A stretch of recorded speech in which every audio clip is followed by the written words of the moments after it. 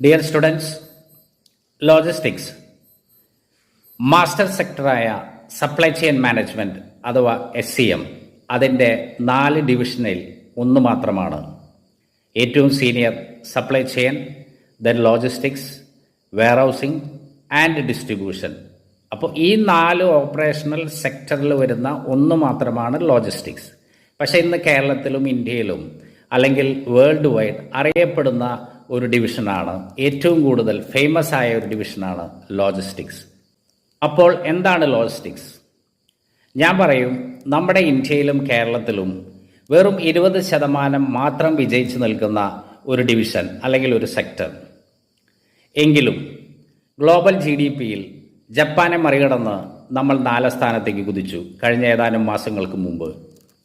ഒരു 10% കൂടി വളരുകയാണെങ്കിൽ ഇന്ത്യ ജർമ്മനിയെ മറികടന്ന് 3-ാം സ്ഥാനത്തേക്കും, വീണ്ടും 10% കൂടിയാൽ ചൈനയെ മറികടന്ന് 2-ാം സ്ഥാനത്തേക്കും, വീണ്ടും 10% കൂടിയാൽ അമേരിക്കയെ മറികടന്ന് ഇന്ത്യ 1-ാം സ്ഥാനത്തേക്ക് കുതിക്കും. ആ വളർച്ച വിദൂരമല്ല, ഇത് സംഭവിക്കാൻ പോവുകയാണ് ഏതാനും വർഷങ്ങൾക്കുള്ളിൽ. എന്താണ് കാരണം?